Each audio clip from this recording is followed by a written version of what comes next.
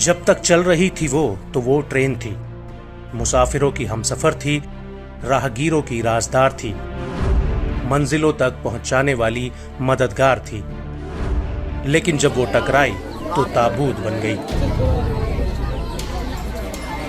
किसी की कब्र बन गई तो किसी की चलती फिरती बर्बादी का सबब बन गई। ट्रेन के बिखरे हुए डिब्बे एक बार फिर संवर जाएंगे,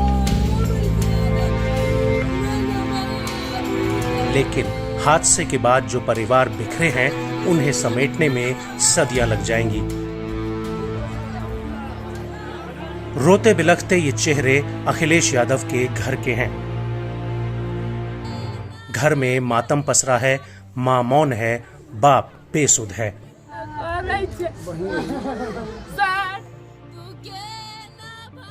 और 1 महीने पहले जिसे ब्याह कर लाए थे वो बिलख रही है अपने पति अखिलेश के लिए।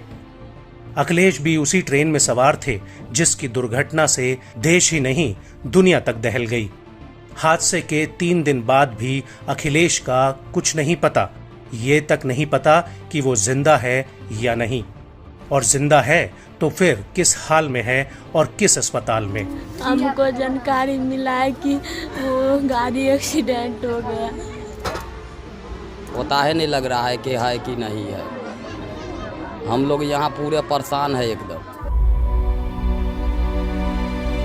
बिहार के दरभंगा जिले के बहादुरपुर प्रखंड के मनियारी गांव के 2 युवक अखिलेश यादव और बौआ साहब सहानी भी कोरोमंडल एक्सप्रेस ट्रेन में सवार थे, जो कि ओडिशा के रास्ते बालासोर में दुर्घटनाग्रस्त हो गई।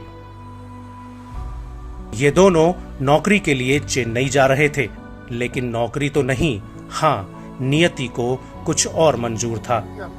एक महीना भी नहीं हुआ, 7 तारीख को 1 महीना होगा।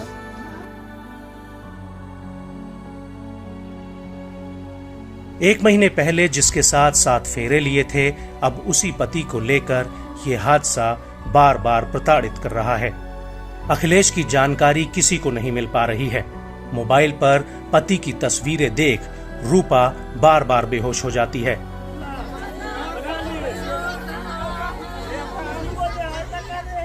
उसकी बस यही गुहार है कि कैसे भी उनके पति की कोई जानकारी लाकर दे दे, कोई उनका पति उन्हें वापस लाकर दे दे। यही हाल बोआ के घर का भी है। पिता परेशान है कि बोआ का भी कुछ पता नहीं चल सका। आखिरी बार मां से जब बात हुई तो बोआ ने मां से कहा था कि उन्होंने खाना खा लिया है और चिंता मत करना। लेकिन उसके बाद रेल दुर्घटना की खबर ने हजारों परिवारों में कोहराम मचा दिया।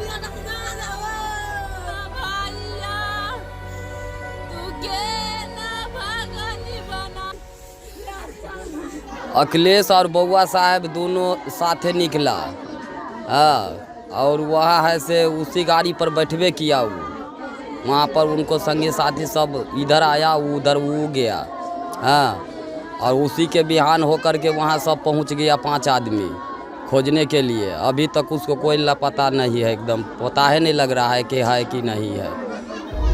हम लोग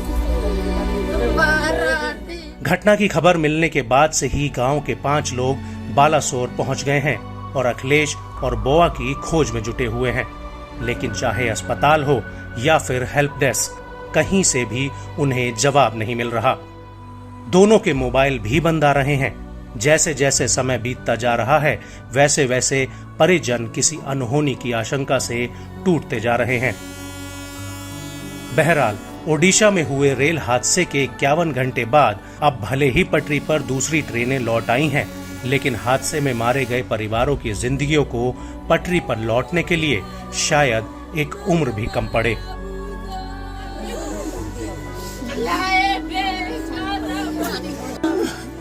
पानी दिए, आग पर कर मार